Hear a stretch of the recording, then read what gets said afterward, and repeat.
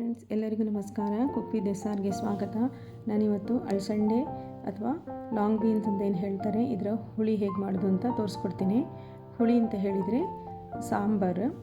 ನಮ್ಮ ದಕ್ಷಿಣ ಕನ್ನಡ ಉಡುಪಿಯಲ್ಲಿ ಸಾಂಬಾರಿಗೆ ಹುಳಿ ಅಂತ ಹೇಳಿ ಕರೀತಾರೆ. ಈ ಅಳಸಂಡೆಯನ್ನು ಒಂದ್ಸಲ ಚೆನ್ನಾಗಿ ಕ್ಲೀನ್ ಮಾಡ್ಕೊಳ್ಳಿ. ಕೆಲವೊಂದು ಸಲ ಅದರಲ್ಲಿ ನಡುವೆ ಹುಳ ಇರ್ತದೆ. ಹುಳ ಇದೆಯಾ ಇಲ್ವಾ ಅಂತ ಚೆಕ್ ಮಾಡಿಕೊಂಡು ಇದನ್ನು ಒಂದೊಂದು ಇಂಚು ಕಟ್ ಮಾಡಿ ಇಟ್ಕೊಳ್ಳಿ.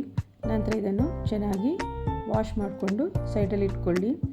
ನಾನು ಇವತ್ತು ಅಳಸಂಡೆ ಜೊತೆ ಸ್ವಲ್ಪ ಹಸಿ ಬಟಾಣಿಯನ್ನು ಕೂಡ ಸೇರಿಸ್ಕೊಂಡು ಹುಳಿ ಮಾಡ್ತಾಯಿದ್ದೀನಿ. ಈಗ ಅಳಸಂಡೆ ಬೇಯಲಿಕ್ಕೆ ಬೇಕಾಗುವಷ್ಟು ನೀರನ್ನು ಸೇರಿಸ್ಕೊಂಡು, ನೀರು ಸ್ವಲ್ಪ ಬಿಸಿ ಆದ ನಂತರ ಹೆಚ್ಚಿಟ್ಟ ಅಳಸಂಡೆಯನ್ನು ಸೇರಿಸ್ಕೊಂಡು 1 ಕಪ್ ಹಸಿ ಬಟಾಣಿಯನ್ನು ಸೇರಿಸ್ಕೊಂಡಿದ್ದೇನೆ ನಾನಿಲ್ಲಿ.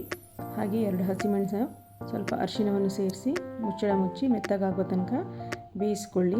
ಹಾಗೆ ನಾನಿಲ್ಲಿ 1 ನಿಂಬೆಹಣ್ಣು ಗಾತ್ರದ ಹುಣಸೆ ಹಣ್ಣನ್ನು ನೆನೆಸಿಟ್ಕೊಳ್ತಾ ಇದ್ದೀನಿ. ಈ ಅಳಸಂಡೆ ಸಾಂಬಾರಿಗೆ ಮಸಾಲೆಯನ್ನು ಹುರಿದು ಮಾಡುವ ಕ್ರಮ ಇಲ್ಲ. ಹಸಿ ಮಸಾಲೆ ಹಾಕಿ ಸಾಂಬಾರು ಮಾಡಬೇಕು. 1 ಕಪ್ ತೆಂಗಿನ ತುರಿ, 4 ಬ್ಯಾಡಗಿ ಮೆಣಸು, 1 ಚಮಚ ಜೀರಿಗೆ, 1 ಚಮಚ ಕೊತ್ತಂಬರಿ, ರುಬ್ಬಲಿಕ್ಕೆ ಬೇಕಾಗುವಷ್ಟು ನೀರನ್ನು ಸೇರಿಸಿ ನುಣ್ಣಗೆ ರುಬ್ಬಿಟ್ಕೊಳ್ಬೇಕು.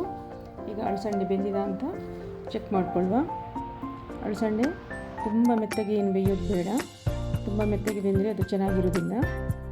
ಈಗ ಇದು ಬೆಂದಿದೆ ನೋಡಿ.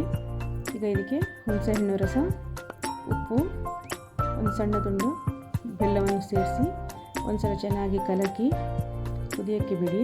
ಇದು ಚೆನ್ನಾಗಿ ಕುದಿಬೇಕು. ಉಪ್ಪು ಹುಳಿ ಅಳಸಂಡೆಗೆ ಚೆನ್ನಾಗಿ ಹೊಂದಾಣಿಕೆ ಆಗಬೇಕು. ಇದು ಚೆನ್ನಾಗಿ ಕುದ್ದ ನಂತರ ಇದಕ್ಕೆ 1 ಕಪ್ ಬೇಯಿಸಿದ ತೊಗರಿಬೇಳೆಯನ್ನು ಸೇರಿಸ್ಕೊಳ್ತಾ ಇದ್ದೀನಿ. ತೊಗರಿಬೇಳೆಯನ್ನು ಸೇರಿಸಿ ಒಂದ್ಸಲ ಚೆನ್ನಾಗಿ ಕಲಕಿ ಕುದಿಲಿಕ್ಕೆ ಬಿಡಿ. ಇದು ಚೆನ್ನಾಗಿ ಕುದ್ದ ನಂತರ ಇದಕ್ಕೆ ನಾವು ರುಬ್ಬಿದ ಮಸಾಲೆಯನ್ನು ಸೇರಿಸ್ಕೊಂಡು ಚೆನ್ನಾಗಿ ಕುದಿಲಿಕ್ಕೆ ಬಿಡಬೇಕು. 1 5 ರಿಂದ 6 ನಿಮಿಷ ಚೆನ್ನಾಗಿ ಕುದಿಬೇಕು. ಇದು ಚೆನ್ನಾಗಿ ಕುದ್ದ ನಂತರ ಇದಕ್ಕೆ ಕೊನೆಯಲ್ಲಿ ಕೊತ್ತಂಬರಿ ಸೊಪ್ಪನ್ನು ಉದುರಿಸಿ ಒಗ್ಗರಣೆಯನ್ನು ಕೊಟ್ಟರೆ ಈ ಅಳಸಂಡೆ ಸಾಂಬಾರು ರೆಡಿ ಆಗ್ತದೆ. ನಾನಿಲ್ಲಿ ಒಗ್ಗರಣೆಗೆ ಸಾಸಿವೆ, ಒಣಮೆಣಸು, ಇಂಗು, ಕರಿಬೇವನ್ನು ಸೇರಿಸ್ಕೊಂಡಿದ್ದೇನೆ. ಈಗ ಈ ಸಾಂಬಾರು ರೆಡಿಯಾಗಿದೆ. ರೆಸಿಪಿ ಇಷ್ಟ ಆಗಿದ್ದರೆ ಲೈಕ್ ಮಾಡಿ, ಶೇರ್ ಮಾಡಿ, ಕಮೆಂಟ್ ಮಾಡಿ, ಹಾಗೆ ಸಬ್ಸ್ಕ್ರೈಬ್ ಮಾಡಿ, ಸಪೋರ್ಟ್ ಮಾಡಿ. Thanks for watching.